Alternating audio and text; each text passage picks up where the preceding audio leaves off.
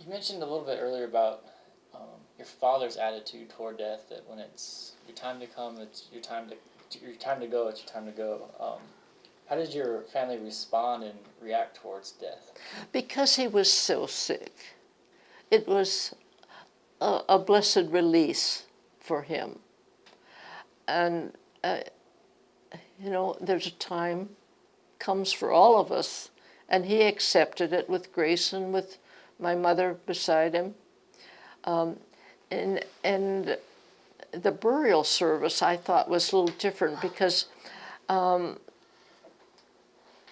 he was prepared and then taken to the church, and we would all, the church had a cemetery just on the hillside, and when he was to be buried, they carried him with the coffin up to the hillside, but there weren't any vaults at that time, so his casket was put right in the ground and then covered, And when the church was sold later, that cemetery is still maintained because the sale of the church provided funds for perpetual care. And so when I go back home, I go out to visit and I see that it's well taken care of. And I remember one time, though now incidentally, coming home from school in the springtime, the flowers were blooming, and my niece and I stopped at the cemetery and we picked some flowers. And I got home with the flowers and told my mother, and I think that's the only time I remember that she really was upset with me, because I must never pick a flower out of the cemetery. And that was an absolute no-no. I remember it to this day. Okay. What was some of your other family members' attitudes towards death? Well, my sister was a nurse, and I know that it was always emotional with her. And she was present when my father died to comfort my dad. She couldn't persuade him to go to the hospital and get another transfusion. No, it's my time. Okay. What were your mother's thoughts on death? It was, there's a time to live, there's a time to die. And it's not up to you to tell when it's time. It's up to the good Lord to take you. But as I said, I think she had a premonition when she last lived with us, and she was going to be 91, that she wanted to go back from South Dakota to Wisconsin to be there so that she would be with her other families and have time to prepare. She had a deep faith.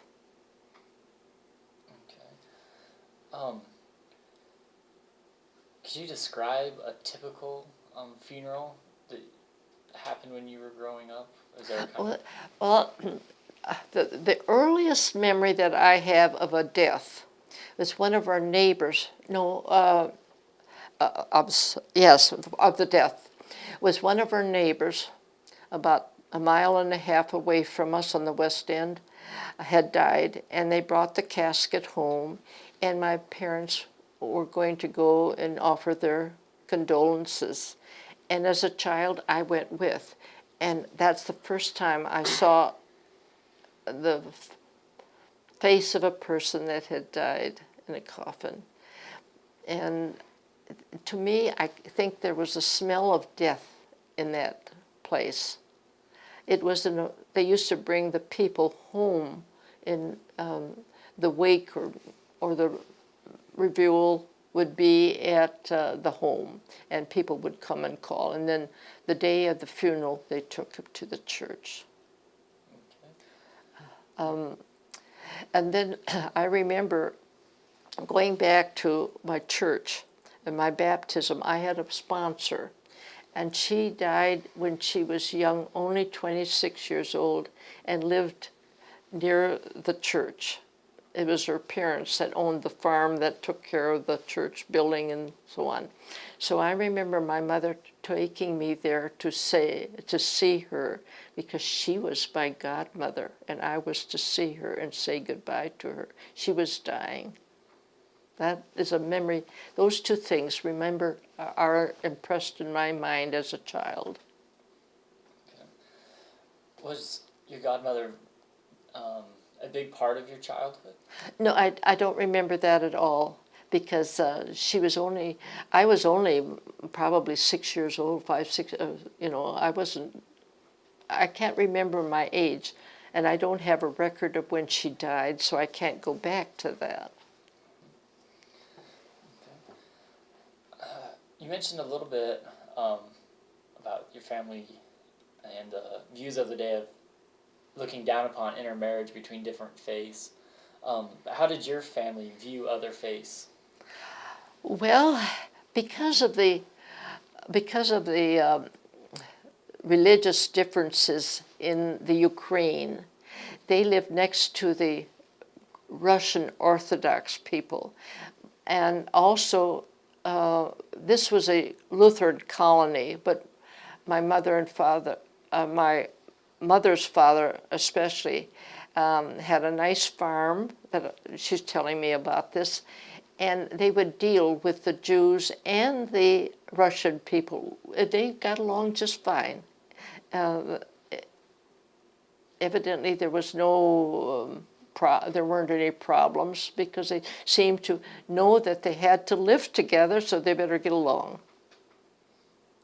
But incidentally, when I say Jewish, my mother said before they came to the United States that there was an itinerant Jew that was a tailor, and he had a sewing machine from America, and he would go around to the villages, the dwarfs, and do sewing for people, and she had them sew for her before they came to the United States, so they would have some decent clothes to wear over here, and he would have patterns and magazines from America so he could tell her. This is what I remember her saying. Okay.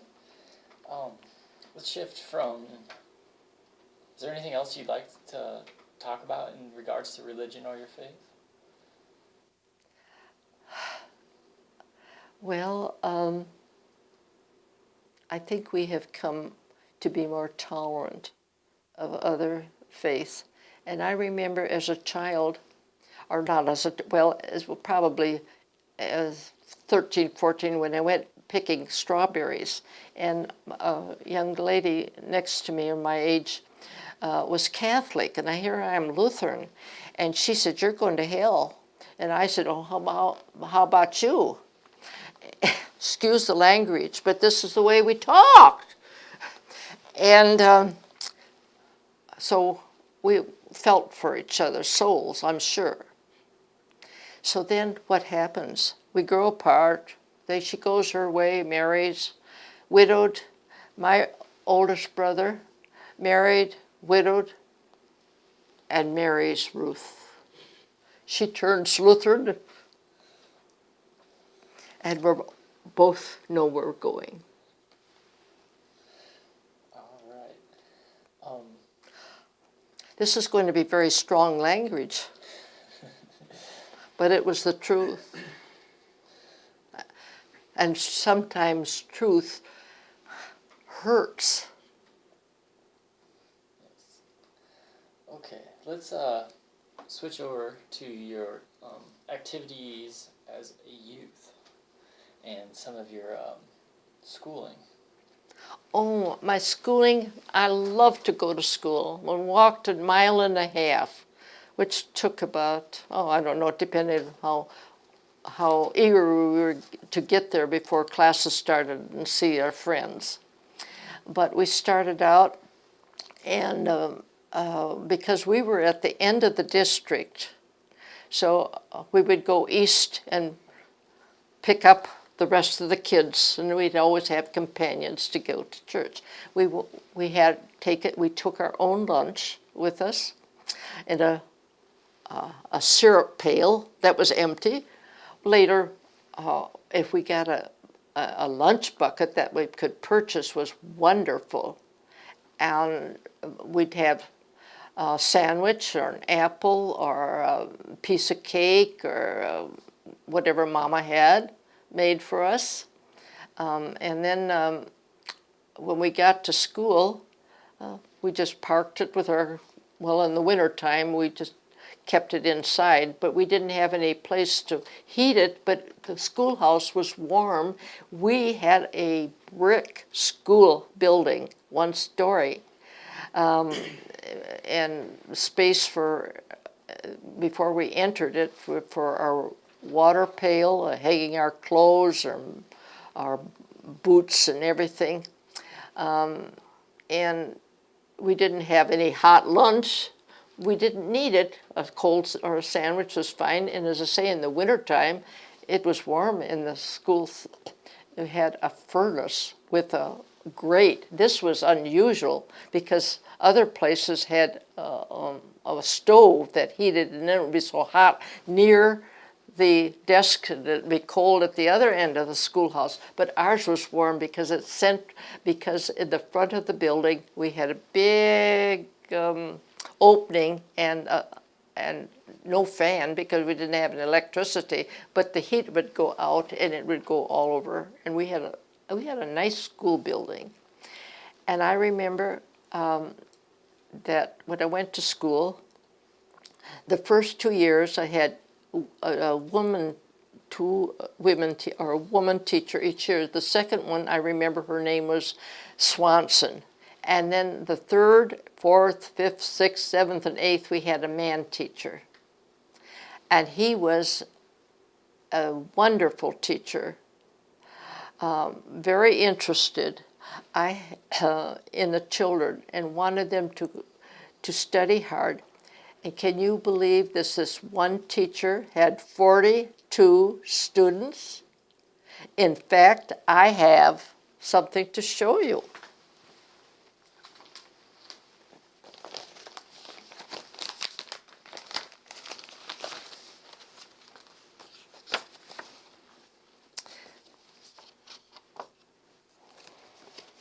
This is a little souvenir book of 1929, 1930. And he gave this to us at the last day of school as a memory. And his picture is inside. Lawrence Davison, a young man, a married young man, and lived just shortly from the school at the original home that my godmother lived in, but then when she died, her husband took his little girl and went to his parental home, which was full of several older maidens, and they raised the child. But going back to Mr. Davison, he was an excellent teacher, a disciplinarian, and to teach. And here's the list of 42 kids. And as I look back, I remember most of the names now. My own and my nieces and nephews and my brothers here. And my brother and I were the only ones that went into the high school after graduation from our district.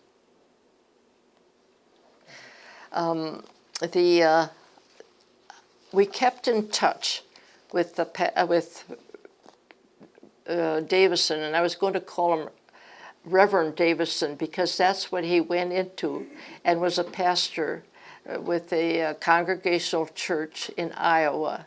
And when he was in the ministry for 50 years, our group from the Collingwood where I went to church kind of got together and sent him letters and mementos, and he was so pleased about that when he wrote to me later and how pleased he was. Now he and his wife have passed on, so our contact has been, but he made such an impression on me. I remember one time some young man, bully, I say, 8th grade, said something kind of unkind, not unkind, a little worse than unkind to me. And I went to my teacher, Mr. Davison, and I said, I think Clifford needs a talking to. And he said, why? And I told him. And So Clifford went outside with the teacher and didn't come back for a while, but I was never bothered after that. The discipline was taken care of immediately. I wish that would happen today where the teachers would have more authority, but it isn't. I don't think that's progress. I think that's recession.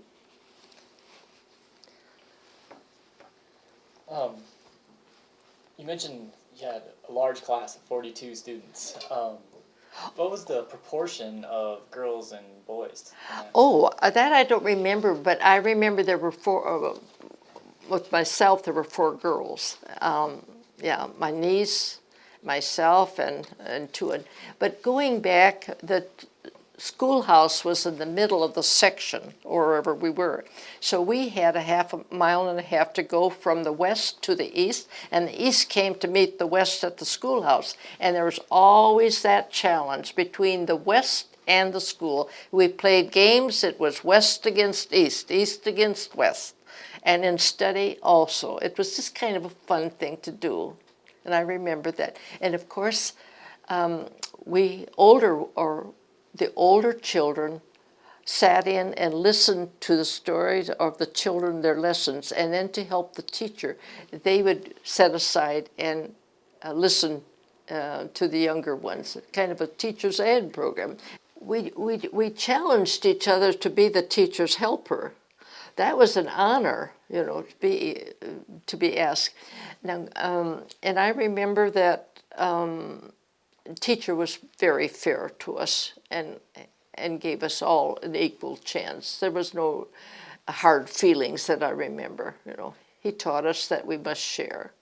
And then I think that we didn't have much of a library, but we had county superintendent of schools, and he would come around and visit and bring books for us to read periodically. And that was just such a wonderful thing that we had access to that. But we also had access to the city library as county residents. I thought it was very nice of the city to give us that privilege without charging us for it.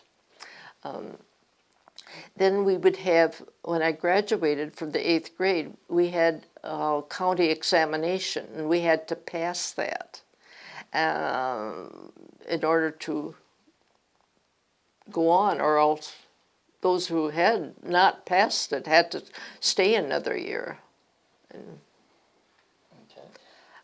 How often did you go to the city library? Whenever I had a chance.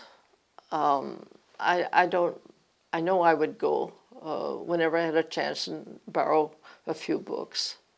I love to read. Okay. You mentioned your teacher treating everyone fairly for the student-teacher aspect. Were children treated any differently if they're from different social backgrounds or ethnically different? No, I don't think so. We had several English people, we had Italian people, and Germans. We didn't have any, our community wasn't Norwegian or Swedish. That was a little in another area. So I think we were treated fairly. I had happy times, and I don't know that there was any discussion or with parents or about the teacher or about families, what anybody was treated more than others. I think it was an amiable time. Okay. Did the children treat each other different at all from different Oh, backgrounds? just competition, east and west. Maybe the boys got in a little argument, I know, but I don't remember that. Teacher took care of it. But for pleasure, then during recess, in the wintertime, we lived, the school was up on a hillside, and we would slide down there had brought our sleds if we had, and down in the base of the hillside was a swamp, And it would be wet in the springtime, but in fall when we went back to school, there were tall weeds and stalks, and we would be able to play in that when we hide and seek. We played hide and seek, Annie over, the schoolhouse, tag, as I recall. We got along. I don't think anybody got a bloody nose that I can remember. I may have wanted to give somebody, maybe, and with that bully that wanted to, that one. But of course, I didn't dare do that. All right, Elsie. If you could tell us a little bit about your family life in your home. Could you tell me a little bit about the house you grew up in? The house that I grew up in was different than the one I was born in. The original house I was born in was before my father bought the farm. And then when we moved to the farm that he bought, Mother said I was about 10 years old, and I'd stand in front of the window and want to go home. I'd cry, I want to go home. And so I got adjusted to it, and I liked the place. It was, I think, originally built with just one room, 2 rooms, kitchen or living room and a bedroom downstairs, or it was a combination, I'm sure, of a bedroom and a living room with a cook stove or whatever. I don't know, because there was a bigger kitchen added later before I knew. And that was a big room with a cook stove, a cabinet, table and chairs, and it's where we lived. That's where we ate and socialized and did everything, and Mother cooked and baked.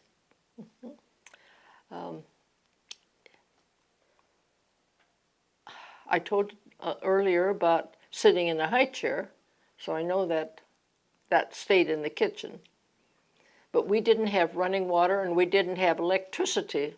As I said, we used that Aladdin lamp that I remember when I was very young, that my folks probably thought about it for 2 or 3 days before they bought it, because it was in 1924, as I understand, that it was purchased. And the name was Elsie Anderson, as I recall. That's why I remember it, because 2 Elsies. I didn't know there was another one. Okay. What were the sleeping arrangements like in the house? Well, upstairs there were 3 bedrooms, and my folks had a room downstairs, bedroom.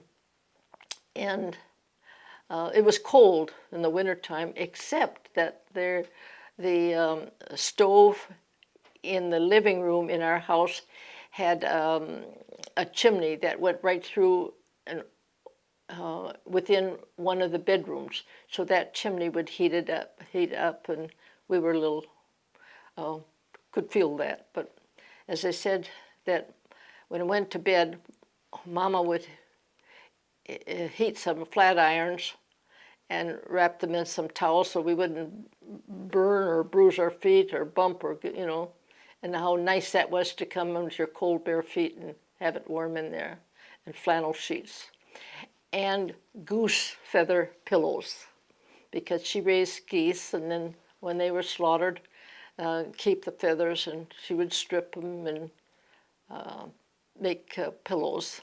Or a feather bed, too, an accumulation of goose feathers.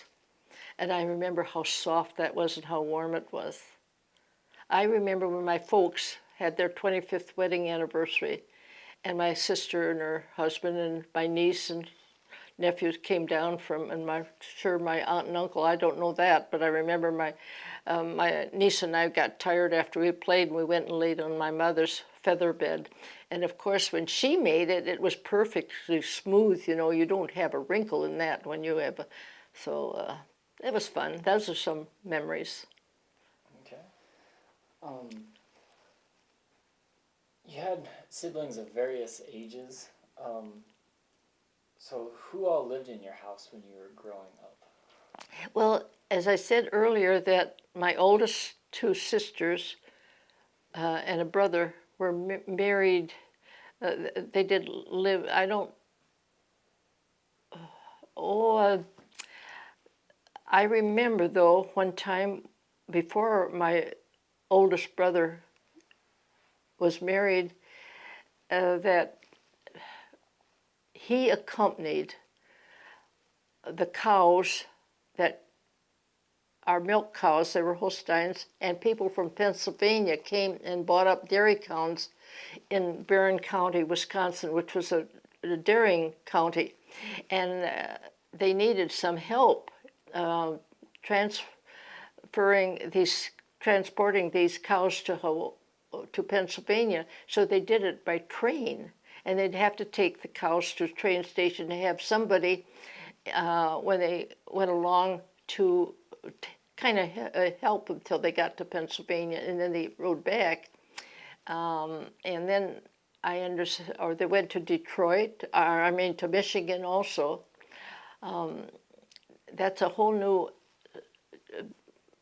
chapter in the life of my brothers that I can't tell, and I wish they were alive, but maybe their children could tell, and it'll be in the family history book someday. But we had a barn where the cows knew their own stanchions, and they would come in, and their names were printed on some cardboard above. But it was so surprising that they knew which stanchion or which one to go to, and woe be the one that went into the wrong one. They would butt them with their sides, and of course, one of the reasons for naming them, I believe, was that if somebody was to substitute milking, that my brothers could say, so-and-so needs special care or milking or whatever, or this is a kicker or whatever it is, I don't know. But I could still see those names up there, Daisy and Molly, and then we had horses too, which was on the other side of the barn. And then the little calving place where the calves were put, and you had to help them learn to drink milk out of a pail after they were weaned. And I could still feel that rough little tongue. If I helped out once in a while, it tickled, but I didn't have to do that. That was play. Then we had kittens and cats around to keep the mice away. And I fell down the haymow once. My mother took me to a doctor, and I could still remember that, Dr. Babcock. I don't know, and I could still remember Mama wearing a hat and gloves to go to see the doctor because she had such respect for the professional, for the doctor, and for the pastors. It would always be Herr Pastor, doctor, and to this day I cannot call my pastor by his first name. That's up here, embedded in me.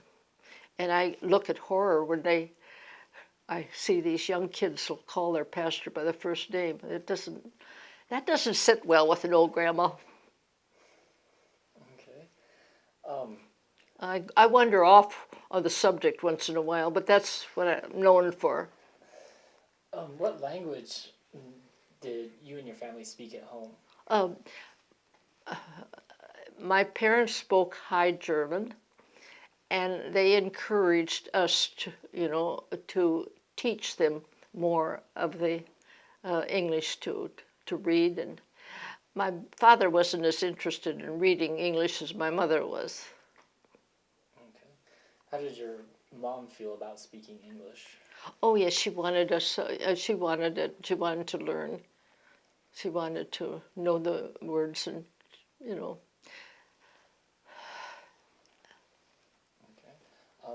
Where did you go to the bathroom? Oh, we had an outhouse. What's that? My grandchildren asked. Well, I told them about it, and I said it was outside. And it was kind of inconvenient in the wintertime, but there was also a little help in the wintertime because there was a something inside. Can't even know the name of it anymore. But that was always a chore to take that out and clean in the day. But thinking of the toilet, it was a two-holer and had a cover on top of it so that in the summertime the flies wouldn't get in, and then it had a little opening door or window which was screened, and that was open to the air all the time. But we used to, and I remember when my sister Emma was still home, we would get catalogs, sample catalogs from the stores. When they were through with the old patterns, you could go and get these catalogs, samples of wallpaper. And beside using them for Mayflower baskets, we would take them and make some paste and wallpaper the toilet inside. And then when we did laundry in the Mondays, usually Monday, because that's after the bath, you know, the Saturday bath and new clothes, you had to wash that group of clothes that accumulated. And we would use that wash water, which was hot and soapy, and take it down in the toilet, out the outside, and scrub it up. That was kept clean that way. Okay. And then I had one sister, and when she had her 75th birthday, her daughter said, "Write some memories of your sister, Elsie." So I did. And the memory I had was when it was time to do dishes, she had to go to the outside. So that was her long time reading a newspaper or reading a magazine, but that we always teased her about it. Okay. How often were you supposed to brush your teeth? Well, I don't think it was mandatory at that time that everybody in the country had had a toothbrush and toothpaste, but it was wonderful that we did, but I don't recall. But I still have my own teeth, but I know that my family just didn't have the dental care available to them or what. But we brushed them, and a very sad thing is that sometimes we would have hard candy and we didn't, and you know that ate into the acid of the teeth enamel. So I still have my teeth. Okay. Did your mother have a garden? Oh yes, we had gardens. We had wonderful gardens.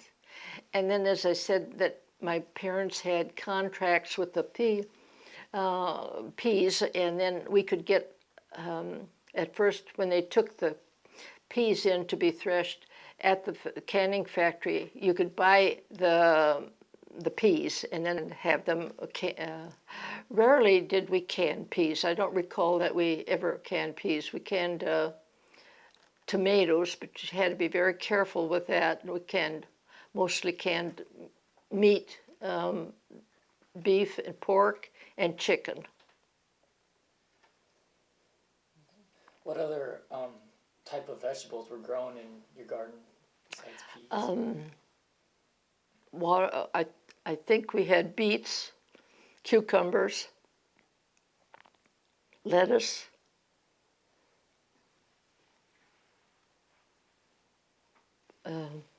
potatoes because they were in the field, you know, the big field. We didn't put potatoes in the garden.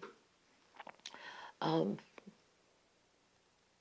don't recall. Okay. But I know, cabbage, because I made sauerkraut later. Mm-hmm. Were these foods all consumed by the family, or did you ever sell the surplus or share them with neighbors? I think with my sister living just half a mile away, and they had a larger garden, that they would trade the surplus. I know that my sister had apple trees that were planted by the pioneers before, or the homesteaders, and then they made apple butter, and the big cauldron, the big old iron kettle outside, and also they had maple trees, and they would have maple syrup, and then have waffles. But the waffle iron was the kind that you put on the stove, and took the lid off, and then put the waffle iron on, and then turn it over, and you'd have waffles. But we didn't own one. My sister did. We'd borrow it, and when we had maple syrup and waffle, and today I have waffles and make them a lot, and have maple syrup, and so do my boys. And they do the very same thing. Have waffles. So if I want them to come over for lunch after church, it's waffles. Okay. Did you have any chores in the garden? I don't remember that I worked too hard in the garden, but I know that when we had rutabagas, that you had to have the seed, and then when the plants came up, you had to thin them out, and that was a chore. Who wants to do that? I have a empathy for the Mexicans that come up here and do the sugar beets in North Dakota. Which is kind of interesting to me because my granddaughter here worked with the university or the one northern state, and they had a plot for beets and so on. She went out and weeded beets with a team from the state university, and this year she's going to have her first year of kindergarten teaching, but she worked hard. They made good money weeding. Okay. Paid for part of her education.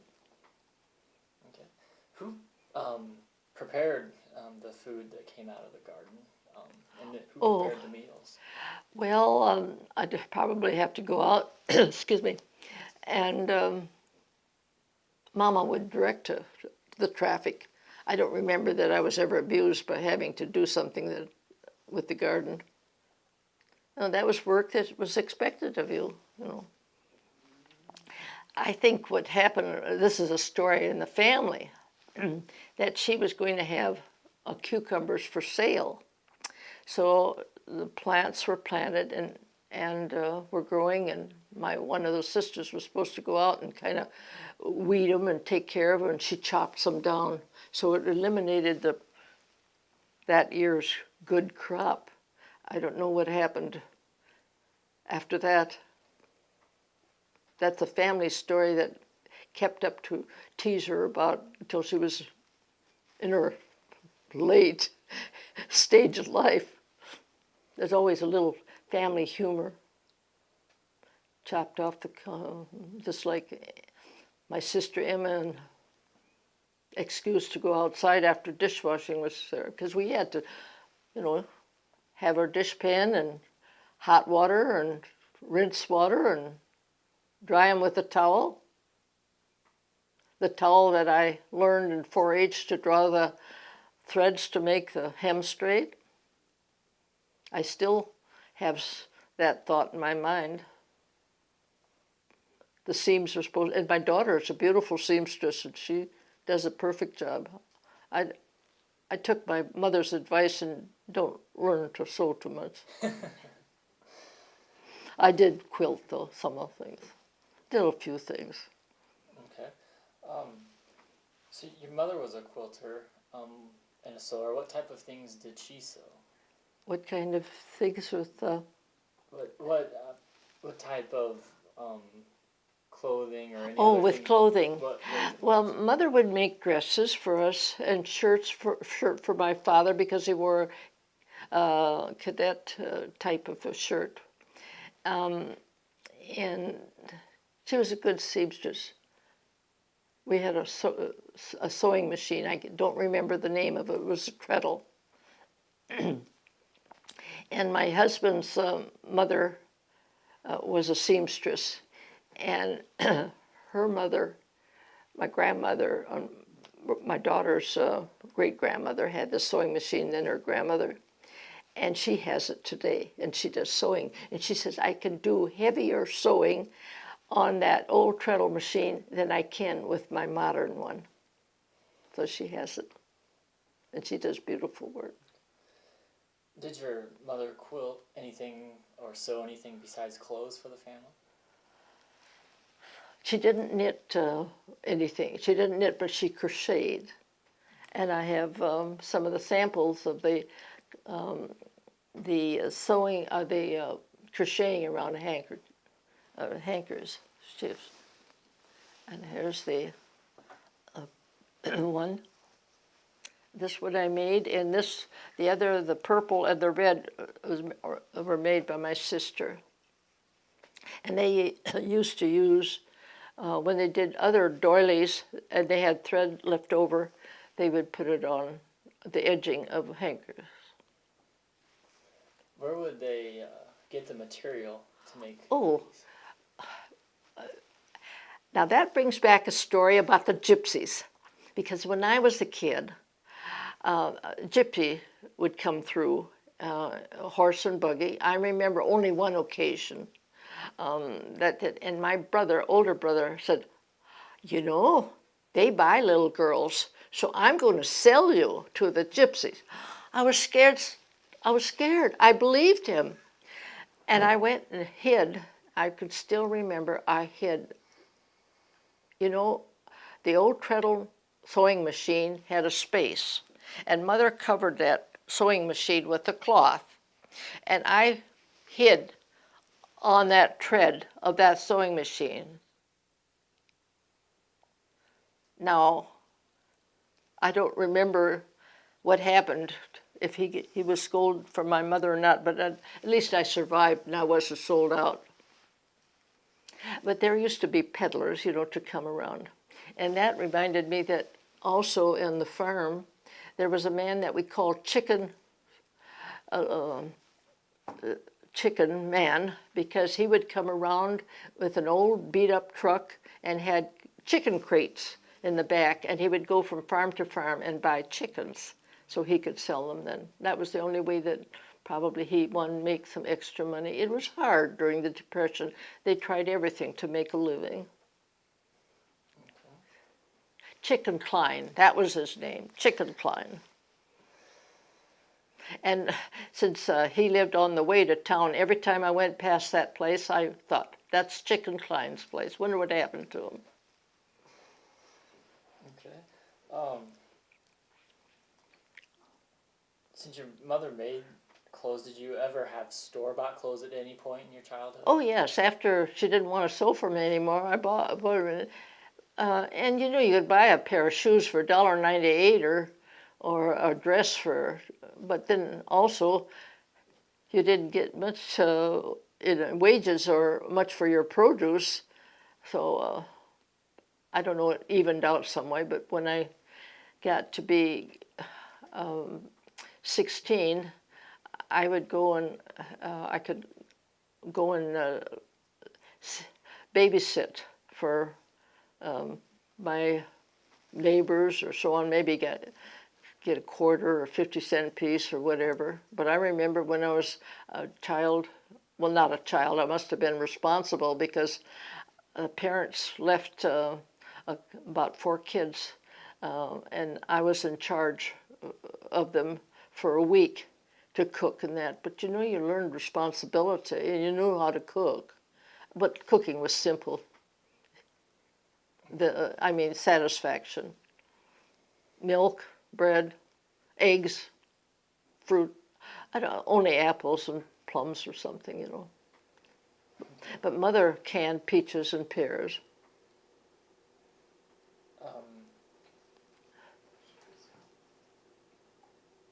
Where did you get your store-bought clothes? There was a store in town called Heinz Department Store, but it had sold everything, from groceries in one section to shoes and meat department, and everything seemed to be in a glass cage or a glass box, display cases. But I know we bought shoes there, and shirts, dresses, hats. My mother, ladies always wore hats. I think I always wore hats too because of bad hair days. So, I mean, when I was older. But Mama cut my hair, and it was like bangs, and it was okay. That was the usual way. And now it's coming back. The girls are using that same type of hair. And once I had a permanent, I don't know what age that was, but that was a horrible thing because they used horrible clamps and burns, and I don't know. Okay. How often did you get to buy new clothes? I don't remember. Just when we had money to buy them. Probably for Christmas. I know that was always, if it wasn't homemade, it was Christmas, as I recall. And that was it. And the boys wore bib overalls, so that was it. Okay. You mentioned that your mom canned food.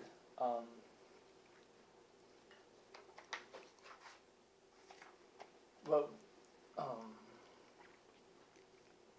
did your family do any other butchering or sausage making as well? Oh, well, the butchering, they would usually fatten a hog, and then the neighbors, excuse me, would get together, or the relatives, at various places during fall time, the butchering time, and help each other. And I could still hear that poor pig squeal as it was, I think they used a knife and cut throat so they could gather the blood and make blood sausage. Sounds horrible, and I always thought it was horrible too. But some of the neighbors liked blood sausage, and I know that they would have, they had, I don't know what they used for casings. I understood it sometimes that they had used the casings of the pig and boiled it and cleaned it, and so that was a strong casing. And I remember they would put chunks of meat and cornmeal for the blood sausage. That's all I remember then. I never did like it. I didn't think it was, thought it was gruesome, and I don't think my parents had that much either. They liked smoked bacon instead. And now today with all the cholesterol, I don't know how they fared to live to be 80s and without strokes. I don't understand. Maybe it's been their hard work and vodka. I don't know.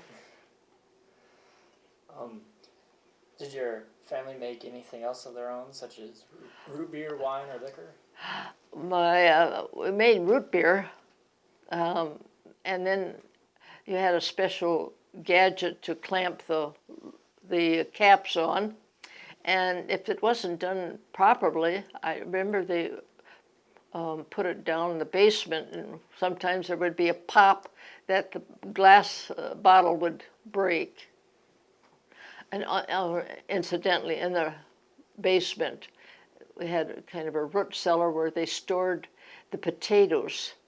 And I hated it in the springtime when you go down there and they were getting sprouts, and you put your hand in and some would rot, gotten a little bit raw. But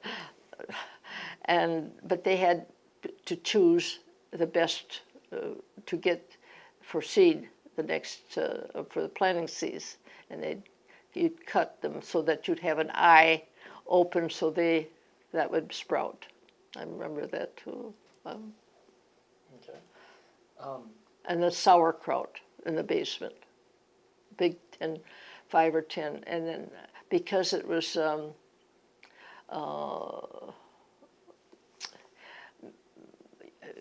working, and gas would form of it too, so to keep the lid on, they would put a lid on and then put a rock on top of it to keep the cabbage, the sauerkraut, down. It wouldn't spill over. Okay. Do you remember the process of making root beer? Root beer? No, I don't. I don't remember that. Okay. I don't remember that because it was. I just don't remember that. Okay. What was your family's attitude towards alcohol? I think it was to be used in moderation. I never knew that any of them. Maybe they get a little talkative, but I don't remember that anybody passed out or was belligerent. They'd watch each other, about that time, or take it away. I remember my first time of tasting wine. It was Mogan David, and that was a horrible wine. And I couldn't stand the smell of it today. I don't think, but get a little more sophisticated and want the expensive wine from Italy and France, not that Mogan David. Okay. You mentioned that you had sauerkraut and various other foods around the farm. What were some of your favorite meals? When you grow up with meat and potatoes and Jello and cookies and homemade bread. Very good. You didn't go to the bakery. And that was a treat, though, once in a while to get some other kind. But we just always had white bread, it seemed like, or rye bread. Mother made rye bread sometime. And pies, apple pies, and mince pie. Oh, and cranberries for Christmas. Remember that? She had a special dish of cranberries where she cooked the cranberries, and then when they were cooked and it sort of gelled, put a layer of cranberries and one of soda crackers crumbled, which she rolled into crumbs with a rolling pin, and then a layer of whipped cream, and then another layer of cranberries, crackers, whipped cream on top, and put that into a pretty glass bowl. It was beautiful at Christmas time, and I still do that at Christmas. And now my grandchildren want me to do that too. But the cream doesn't whip as well today as it did on the farm. And also, the milk that we drank was not pasteurized. It was raw milk. And when my parents, I remember that when they sold the milk by the can, when they took it to the factory, there was a factory about 2 miles from us, mother-daughter folks would say, now don't take too much cream off at home because the quality and the quality of the milk, of the cream, would establish the price you were being paid for butterfat. And of course, the creamery was just a small community one about 2 miles away, and that my brothers would take those cans to the factory, and then there was whey that was excess at the factory, and there was no way to use it as it is today, and they would bring it back in big wooden barrels to slop the pigs with it, because that was a lot of protein in that still. And then later, we had a milk house and running water into that from when we got electricity, and then there would be milk carrier or trucks come and pick up the milk. And I know my brother did that as a side to earn more money when he was farming. And I would ride, once in a while, I would ride with him to the Rice Lake Creamery. So that was interesting then. Okay. Were there any traditional German dishes that you made and ate when you grew up? Mama made a couple, like a pastry with that she'd roll out, and then put a meat filling in, and boil it, and also fry it. There's a name for it, but it skips me right now. But it was very good at the time, and also noodles. She would make her homemade noodles and roll them out, and of course when they're long and flat, she would take dish towels and have the base to put the noodles on to dry. That I remember. And then cut them up when we needed them. And we would have chicken soup with noodles.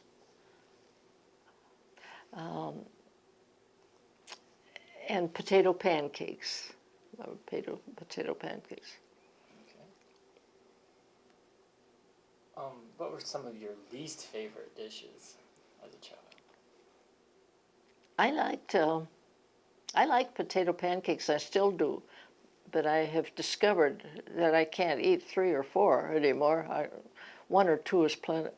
1 or 2, my limit. I used to say to Mama when she lived with us, I said, "Mama, eat more." She said, "Elsie, but I can't. Don't you understand? When you're older and you don't work, you can't eat as much." Yes, Mama, I understand now. Okay. Did your brothers ever help in the kitchen at all? No, not in a German family. But it's interesting. I have 4 sons. They can all cook. Although I would say the one that went on and lived in an apartment for a while when he was doing his graduate works, when we visited him and we saw in the kitchen, there must have been a dozen empty peanut butter jars. I, I don't think he did very much cooking.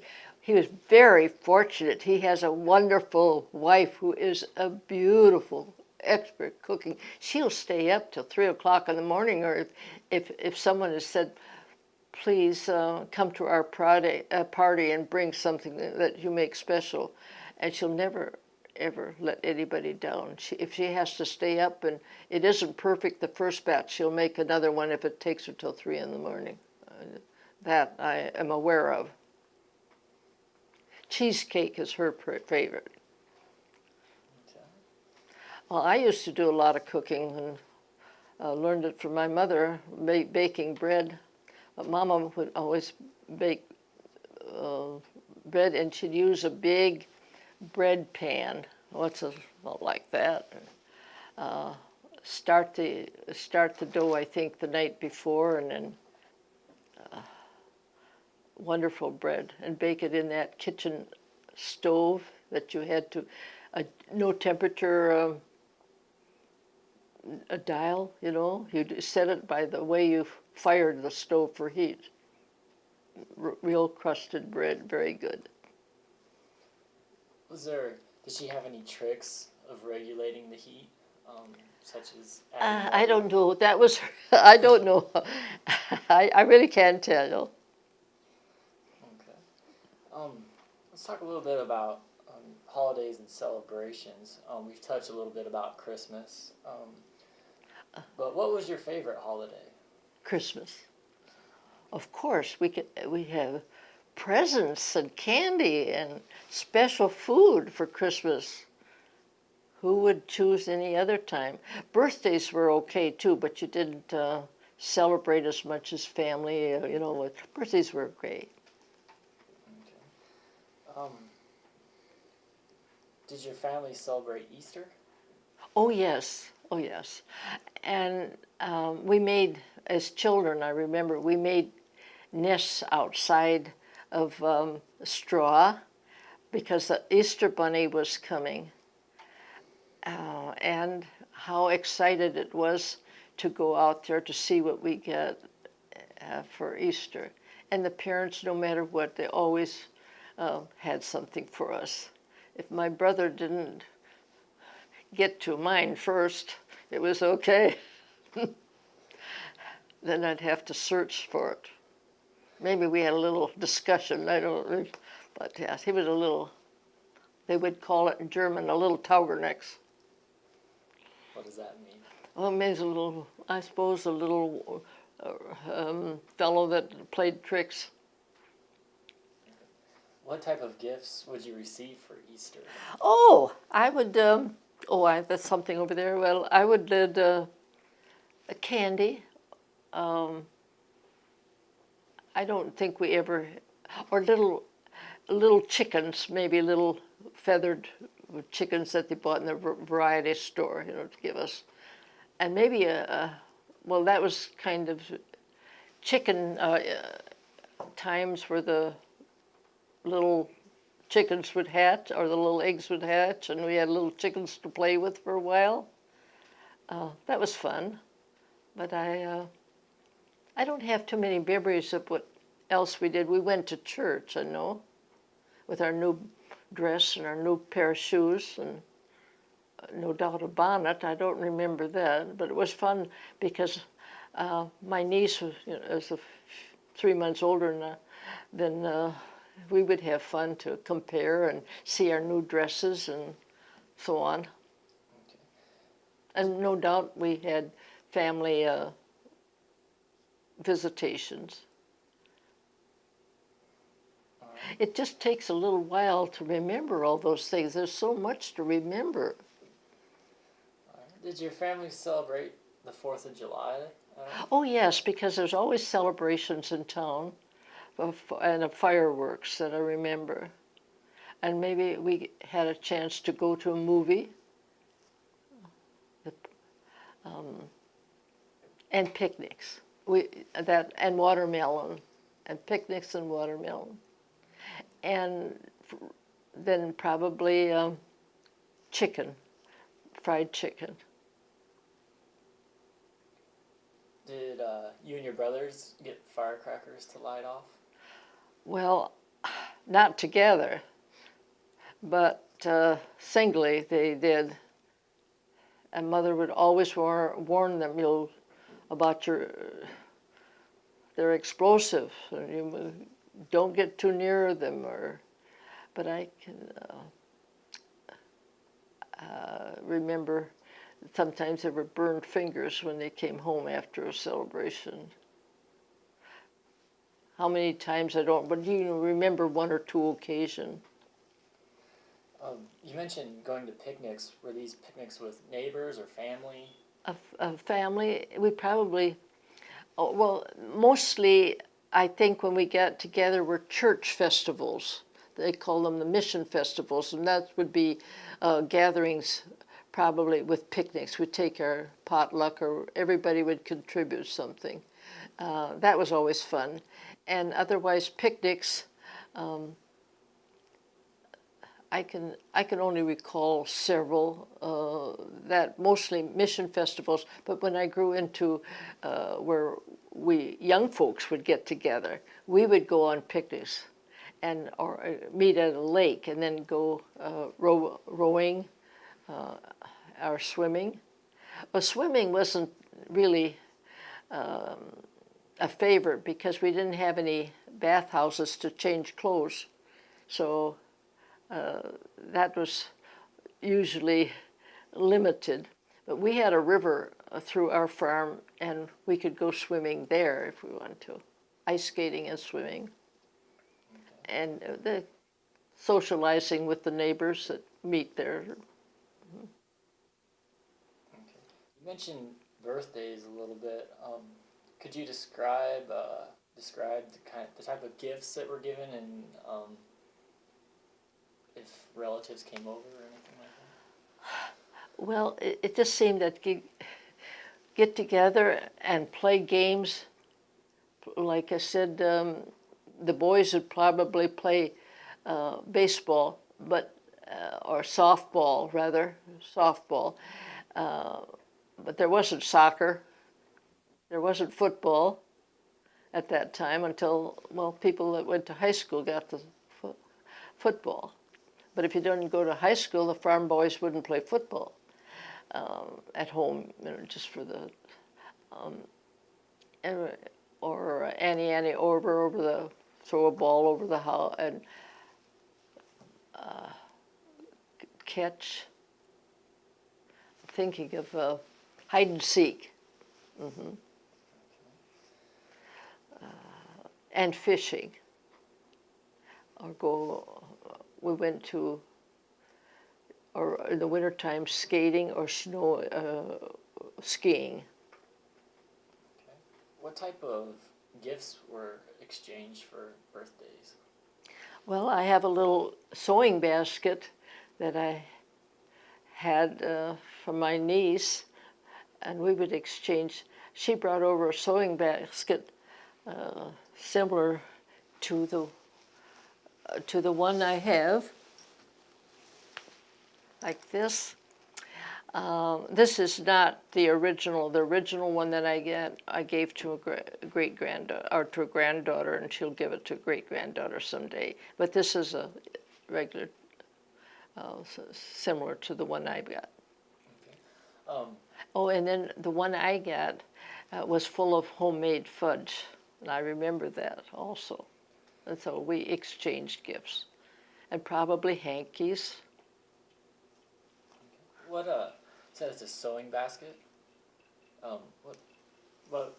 Oh, the sewing basket. We put in a little scissors, a thread, and needles for when we learned to mend anything. But it was mostly a keepsake. Okay. Uh-huh. Are there any other holidays that your family partook in during your childhood? Oh, if there were baptisms, marriages, chivalries for the young folks. I know when my brother was married that there was a chivalry, and then they had to provide some of the lunches afterwards. So it was fun. It was fun for them. But what they did is try to, the community or the young folks would wait until after midnight or so and then go.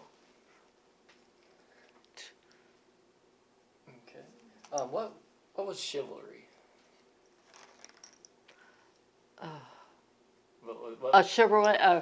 Oh, that's when the newlyweds were married, and the neighbors would go along and they would go in with pots and pans or something and make loud noises and wake them up, or have them come out and provide some beer or something to drink and food, That's what it did. And you better participate or it would be something wrong the next day. I don't know. I only knew about one of them for my brother. The others, of course, is all hearsay because I wasn't old enough to go anywhere within him. I wasn't my thing to do, but that's the way. Okay. How about Halloween or New Year's? Did you celebrate those? Oh, New Year's we did, but Halloween, just when we went to school, just like Valentine's Day in school, that we would make Valentines and Valentine boxes. And Halloween, it was tricks and treats night. And that's the time that the young folks, now I didn't ever participate in this, but they would go over and tip over those outhouses. That was one of the things they did. And I think sometimes they had a little problem tipping them over. Okay. Oh, and I think the boys would go in and try to lift a few apples and watermelon, and that was the game. That was a challenging game. Okay. What were the New Year celebrations like? I think it was mostly church that I remember, or family coming to visit. That doesn't hold much of a memory with me.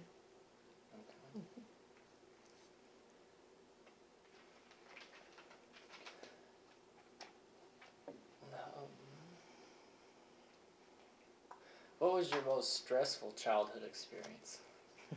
When I had the measles and I had the whooping cough.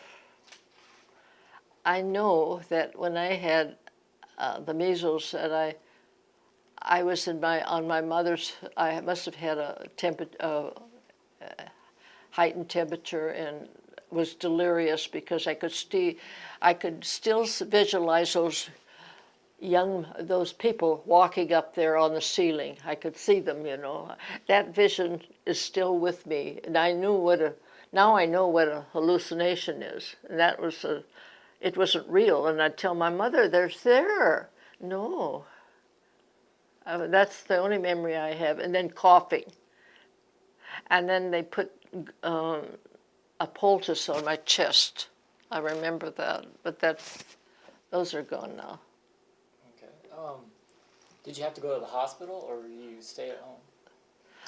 No, I never went to the hospital. I only had one doctor's visit that I remember when fell down the hayloft, and I was okay. And Mother took me to Dr. Babcock. He's long gone now. And did the doctor come out to see you? No. I think he was too busy in his own to take that time to come out to visit a lot, unless it was no way that the people could go in. You know, I don't know any. That is not in my memory. My only memory is going to the doctor's office on second floor, because the doctor seems like why they always had their office on the second floor. Maybe that's to create a little condition or something, I don't know. What types of remedies did your mom use to try to cure you? I remember that she had an infection in her finger one time, and she used a poultice of bread and milk and it to draw out the poison. But she did get blood poison, and a red streak went down her arm, and that's the time they took her to the doctor. And I don't remember what the remedy was, because antibiotics were not then. I just don't know, but she got over it. But she would get these infections, I'm sure, because she had a hard, working in water and working hard with her hands, and that's the way it is. Okay. And I understand that you have a picture of your mother you'd like Yes, I do. This is a picture of my mother at age 75 when she was living with us in South Dakota. And she lived to be 2 weeks short of 91. Oh, and this is a pin that my mother had, and I am so honored that all the children and the girls in the family, was a recipient of it. And I will cherish it to the end of my days, and one of my beloved granddaughters will get it from me to give into her own children. I do have a great-granddaughter named after me, so there is an Elsie in the family.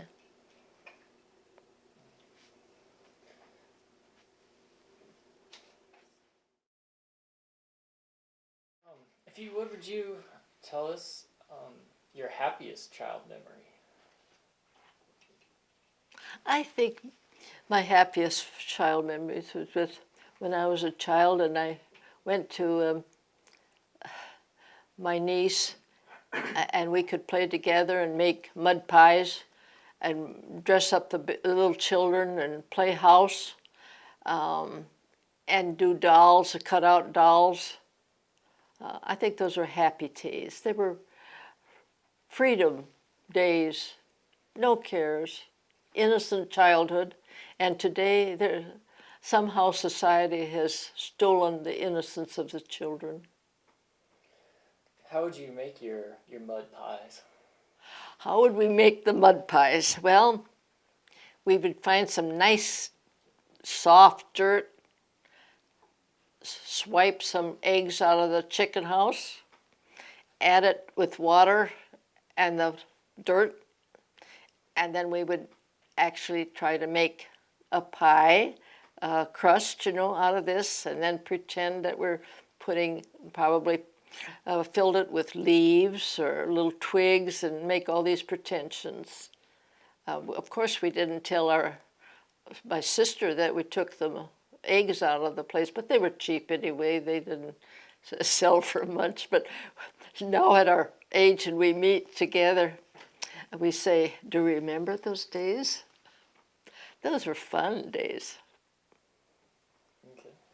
What was the most adventurous thing you did during your childhood? Skating in the wintertime. That was adventurous. And then trying to walk the log over the river.